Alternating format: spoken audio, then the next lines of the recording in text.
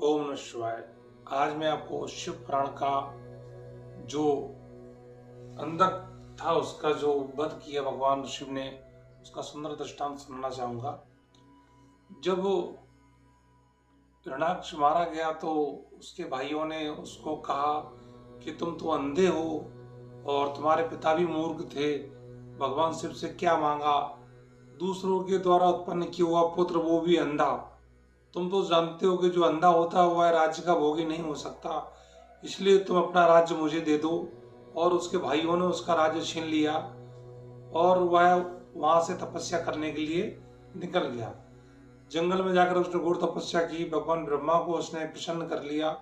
तो उसने कहा कि हे भगवान, आप मुझे दिव्य चक्षु प्रदान कीजिए। तो भगवान कहते हैं कि मांग ले जो आपको मांगना है। तो वो कहता है कि दिव्य चक्षु दीजिए और जो मेरे भाई है वो मेरे भ्रत हो जाए और इंद्र को मैं जीत लूं। ऐसा कहकर वो मांगता है तो भगवान कहते हैं तथास्तु, ऐसा ही होगा, लेकिन अपनी मृत्यु का भी कुछ साधन है, वो मांग ले। तो वो कहता है कि भगवान, दुनिया में 3 प्रकार की नारियां होती हैं, उच्च, निम्न, मध्यम।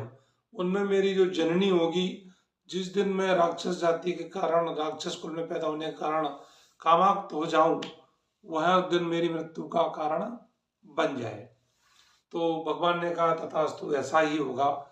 जब वो लौट के आया तो उसने प्रहलाद और अपने भाइयों से अपना राज छीन लिया और अपनी सेना के साथ युद्ध करके उसने इंद्रदेव को भी हरा दिया। वो भयंकर कामाग्र हो गया और उसने देवताओं का युद्ध करके सारा सब कुछ छीन लिया। उसके 3 सेनापति थे, दुर्योधन, वैदस और हस्ती। एक दिन वह अकेला हिमालय पर्वत पर गए, वहां पर माता पार्वती जी और शिव जी तपस्या कर रहे थे। तो उन्होंने माता जी को देखा तो उन्होंने आकर उसको, अंधक को बताया कि एक बहुत सुंदर स्त्री है, उसके पास एक बूढ़ा बैल है और उसका एक पति है, वो स्त्री तुम्हारे लायक है। उन्होंने ऐसा कहा तो वो कामाक्त हो गया। अंधक माता पार्वती जी के ऊपर, उसके ऊपर कामाक्त जो कामदेव का भाव था वो छा गया। उसकी जो मृत्यु थी वो निकट आने लग गई थी। तो उन्होंने अपने उनको सेनापतियों को भेजा तो नंदी ने उनको मार के भगा दिया।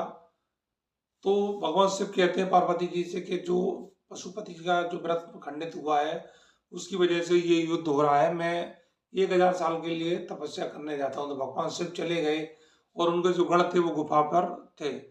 जब अंधक को पता चला कि हमारे मंत्रियों को मारकर भगा दिया तो वो युद्ध